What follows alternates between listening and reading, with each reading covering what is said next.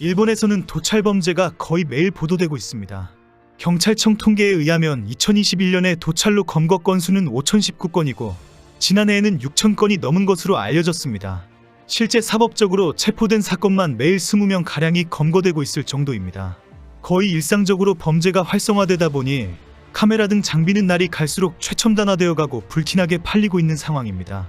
매일 새롭게 체포하고 보면 못 보던 장비이다라고 뉴스거리가 되고 있습니다. 최근 일본에서는 볼펜에 카메라를 설치해 놓은 팬형 몰래카메라로 인한 도찰 범죄가 급증하고 있습니다.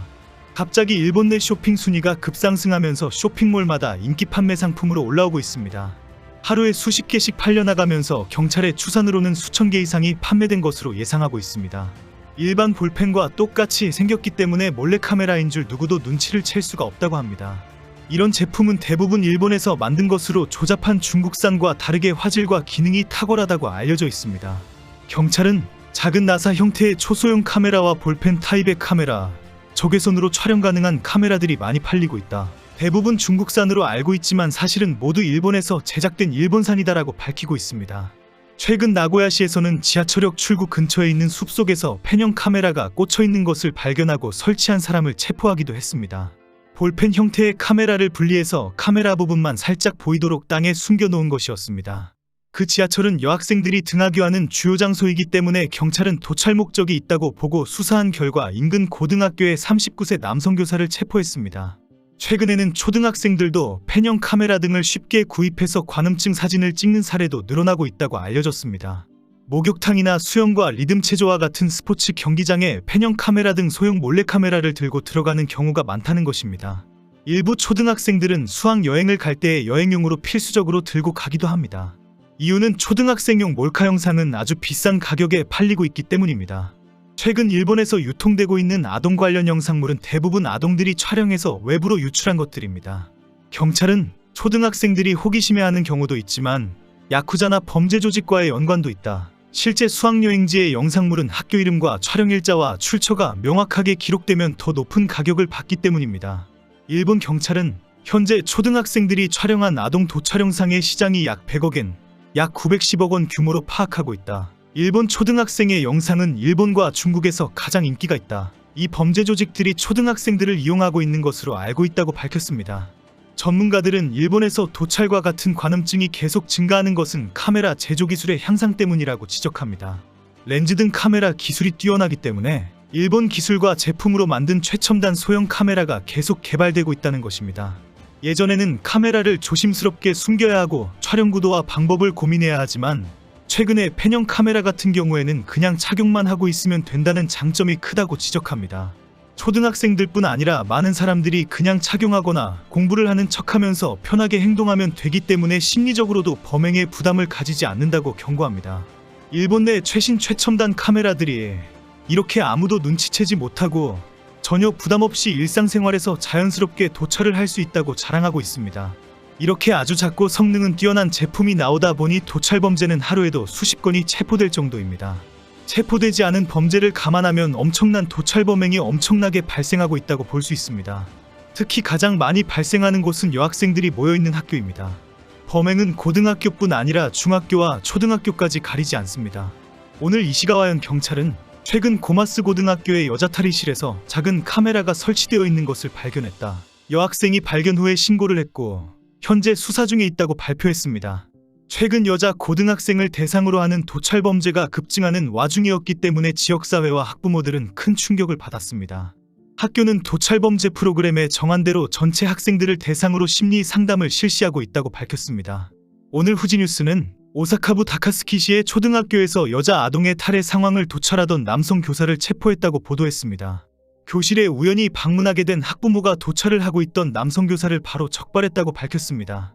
남성 교사는 오해이다. 교육용 촬영이었다. 그동안 촬영한 것은 외부에 유출하지 않았다고 주장하고 있다고 알려졌습니다. 학부모들은 많은 동영상이 유출되었을 가능성이 높다. 철저하게 수사해야 한다고 지적하고 있습니다. 지난 28일에는 아이치현 야토미시의 한 중학교에서 가르치고 있던 여학생의 스커트 안을 신발에 숨겨놓은 소형 카메라로 도찰하던 63세의 남성 교사가 체포되었습니다. 당시 급식 후 정리를 하고 있던 여학생의 뒤로 가서 소형 카메라가 있는 발을 집어 넣다가 다른 여학생에게 적발되었다고 합니다. 발견을 한 여학생이 다른 교사와 보호자들에게 즉각 연락을 하면서 경찰이 출동했습니다. 전국의 여자 초중고 학교에서의 도찰 범죄가 계속 늘어나고 있어서 교육위원회가 연일 고개를 숙이고 있습니다. 교사나 교직원에 의한 범행이 줄어들지 않고 더 새로운 방법으로 발전하고 있다는 지적까지 나오고 있습니다. 이미 수십 년이 된 상습적 범행 장소이기 때문에 그동안의 대책이 하나도 소용이 없는 실정입니다. 교육위원회는 출근 후 오늘 또 고개를 숙여 사과하러 나가자라는 것이 일상화된 지 오래입니다. 왜 일본에서 도찰범은 이렇게 처벌이 가벼운가라는 여론이 일어나고 있습니다. 실제 잡히는 족족 모두 다 교도소에 집어넣으면 큰일 날 상황입니다. 일본은 지자체의 조례에서는 도찰이 상습성이 있어도 징역 1년 이하 또는 100만엔 이하의 벌금에 처해져서 너무 가볍다는 지적을 받고 있습니다. 형법은 3년 이하의 구금형 또는 300만엔 이하의 벌금에 처해지지만 초범인 경우에는 실형을 구형받는 경우는 드뭅니다. 현재 일본은 도찰 처벌은 각 도도부현에 폐를 끼치는 행위 방지 조례에 규정되어 있습니다. 이 조례에서는 도찰 행위를 금지하는 장소를 길거리나 전철 등의 공공장소만 한정하고 있다는 것입니다. 즉 학교와 회사는 준공공기관이기 때문에 이 조례에 해당이 되지 않는 것이죠.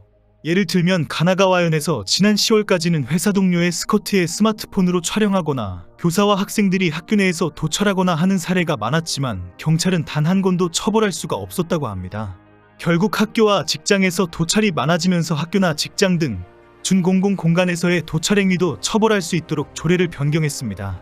시즈오카현에서도 회사 사무실에서 남자 직원이 동료 여성의 치마 속을 스마트폰으로 촬영한 것으로 의심되는 사건이 발생했습니다.